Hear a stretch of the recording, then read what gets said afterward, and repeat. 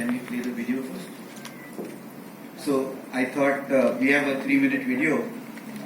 It will summarize whatever I wanted to speak in a better way, in a compact way. So.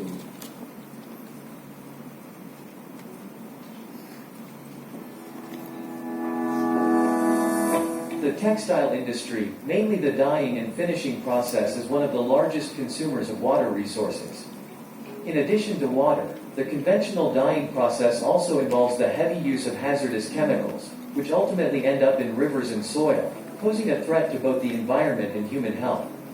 Recently, the ESG compliances along with green certifications have become a stringent legal requirement. To solve this problem, several sustainable dyeing startups are emerging, but they have limitations such as being suitable mainly for synthetics like polyester, requiring special and expensive dyes, or using pigments with binders to dye other textiles. For eliminating the limitations of such prior art dyeing processes, Devon Supercriticals has developed Supra Uno, an internationally patented sustainable dyeing and finishing technology, which for the first time in the world allows the waterless use of various types of conventional dyes in their traditional trichrome recipes for dyeing using supercritical carbon dioxide. Supra Uno is also uniquely suitable for dyeing of synthetic as well as natural textiles, and hence can dye not only polyester but also nylon, acrylic, viscose, cotton, linen, wool, and their blends with improved dye utilization. For dyeing of polyester cotton blends, Supra Uno allows dyeing in a single step, requires no reduction clearing for polyester, and uses no salt for cotton dyeing, resulting up to 90% savings in auxiliary chemicals, which otherwise would have ended up in the wastewater. Supra Uno further saves water up to 77%, lowers the dyeing time by about 70%, resulting in up to 51% saving on energy. Supra Uno achieves this with a unique, innovative step of pre-coating of textile, which significantly improves the efficiency of interaction of various chemicals and dyes with supercritical carbon dioxide. Next, the dry pre-coated textile roll is fed into the supercritical dyeing vessel, and the supercritical carbon dioxide is filled in the dyeing vessel at a suitable pressure and temperature to complete the uniform dyeing and finishing process. The innovative features of Supra Uno makes it very simple to use, most efficient, truly versatile, easily scalable, and yet economically viable, thus ideal for achieving sustainability goals of the textile industry around the world. Devon Supercriticals is a pioneering supercritical fluid technology developer since the last 25 years, and is committed to revolutionizing the textile industry with their Supra Uno technology, minimizing environmental impact and offering eco-friendly waterless dyeing and finishing solutions for all types of textiles. Come, experience the unique benefits to dye all textiles with Supra Uno. Yeah, so basically, good morning to all, and I am really thankful to the organizers to give us this opportunity.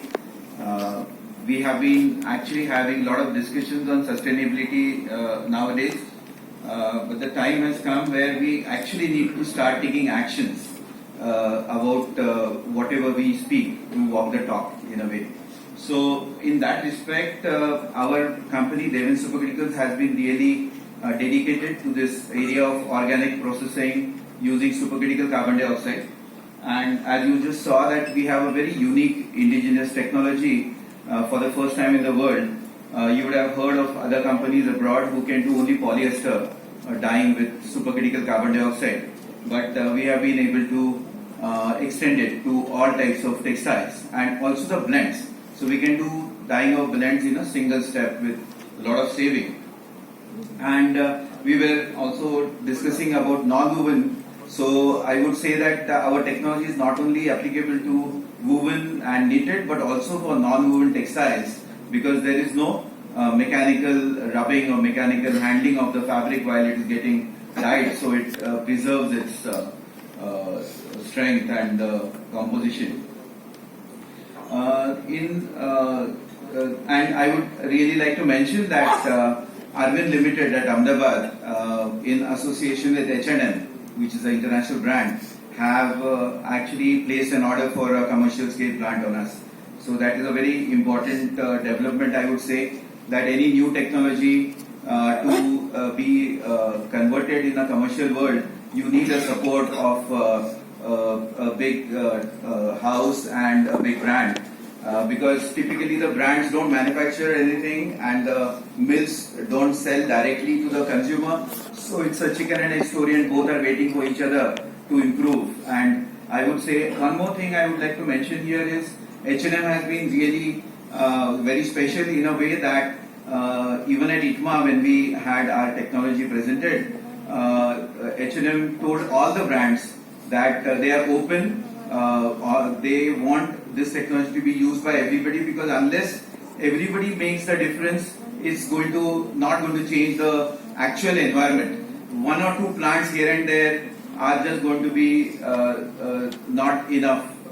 It really needs a handhold of all the people together to make anything grow.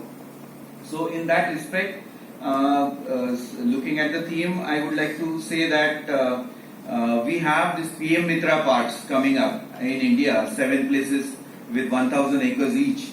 And so we have been actually trying to talk to the government authorities who are already, the land is sanctioned, the money is sanctioned, and people are in a stage of planning how to make them reality. I would say that for not only supercritical CO2 based dyeing, but for any sustainable technology, there can be common dyeing facilities or processing facilities at every park on a commercial scale, where the industry around can come and have a first-hand experience about those technologies on the commercial scale, so that they can adopt it in their own units. Today people wait, because they don't want to be the first one to use any good technology. So I would say that it's such a huge budget and such a welcome thing happening in India, thinking about a common facilities to promote sustainable technologies should be really looked at. One more suggestion I had was about khadi. For example, khadi we all actually respect as a human-friendly cotton, and today it has been projected as a modern kind of textile or a garment. So if we can combine a sustainable dyeing for khadi and actually make a sustainable khadi, it can really become a big brand from India. So I thought these two things can be very important for us to take forward. There has been khadi ministry is there, or there has been a section of government which takes care of khadi gram udyog, and also for common facilities with lot of PLI schemes and all that. So unless we really can work together and make the expenses go to the right place, I would say that it will not really see the results what we really aim at. So rather than looking at what European Union is doing, what America is doing, what Japan is doing, everybody is coming to India for our own market. And I think we are mature enough. I am alumni of IIT Bombay as well as IIT Delhi, and I can say that there is such a strong group of textile technologists coming out of IIT Delhi right from 1960s, who, if you really see the spectrum, who is who of Indian textile industry, there are a lot of alumni from IIT Delhi. So I would again like to say that why don't we involve, at least listen to the seniors who are having no personal agenda, but they really have a very rich experience as far as what India needs, rather than looking at only foreign consultants to tell us what is to be done at PM Mitra Park.